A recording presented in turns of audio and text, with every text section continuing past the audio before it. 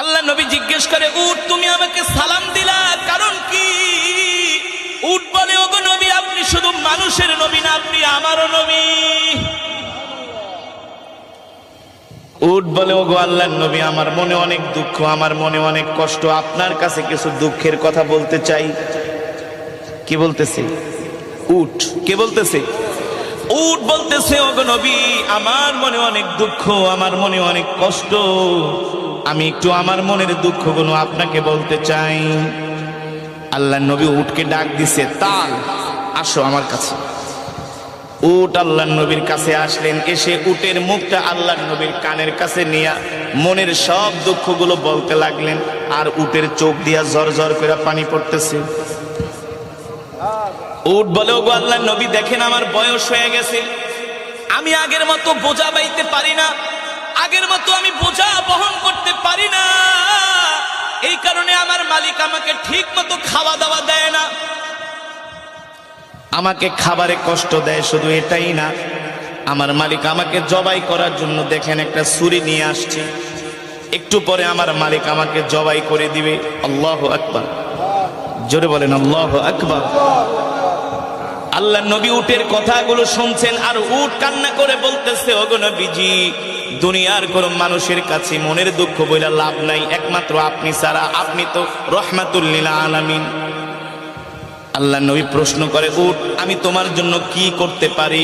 উট বলে, ওগো আল্লাহর নবী, আপনি আমাকে আমার মালিকের থেকে ক্রয় করে আপনি আমাকে আজাদ করে দেন, আমার মালিকের থেকে আপনি আমাকে কিনা নিয়ে আজাদ করে দেন, কারণ আমিও তো আপনার উম্মত।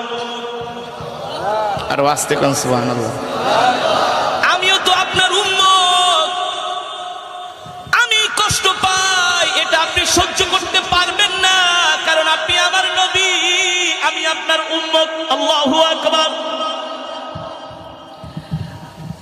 আল্লাহর নবী উটের কথাগুলো শুনে ডাক দিছে, ইয়া সাহেবাল মালিক, এ উটের মালিক কি, এদিকে আসো, এ উটের মালিক কে, এদিকে আসো। আল্লাহ নবী ডাক দিলেন, এ তুমি এই উটকে কষ্ট দাও কারণ কি? উটের মালিক বলে, উটকে আমি কষ্ট দেই, এটা আপনি আবার কিভাবে জানেন? সুবহানাল্লাহ। তুমি উটকে ঠিকমতো খাবার দাবার দাও না, তুমি উটকে কষ্ট দাও, তাকে তুমি জবাই করে তোমার আত্মীয় স্বজনকে খাওয়াই দিবা। উটের মালিক বলে, আমি যে উটকে জবাই করব, উটকে খাবার দেই না, এই কথা আপনাকে কে বলছে? সুবহানাল্লাহ। রহমাতুল লিল আলামিন বলে, তুমিও বলো নাই, দুনিয়ার কোন মানুষও বলে নাই, উট আমার কানে কানে বলছে। আরে উট আপনার কানে কানে বলছে, আপনি জানেন কিভাবে? বলে, আমি যদি না জানি তাহলে নবী হলাম কিভাবে? আমি যদি না জানি আমি নবী হলাম কিভাবে? ওই উটের মালিক ছিল একজন ইহুদি, কুখ্যাত ইহুদি, যে ইহুদিরা এখন ফিলিস্তিনে মুসলমানদেরকে মারতেছে, ঠিক কিনা বলেন? ইহুদিরা আগের থেকেই ওরা হলো পাপিষ্ঠ জাতি, মানুষকে এমনকি অন্য কোনো প্রাণীকেও তারা হত্যা করতে, কষ্ট দিতে তারা দ্বিধা করে না। উটের মালিক বলে, মুহাম্মদ, এ মুহাম্মদ, আমি উটকে কষ্ট দেই, এই কথা আজ পর্যন্ত কোন খ্রিস্টান পাদ্রীও তো বলতে পারে নাই, আমাদের ধর্মগুরুও বলতে পারে নাই। মুহাম্মদ, আপনি কিভাবে জানলেন আমি উটকে কষ্ট দেই, উটকে খাবার দেই না?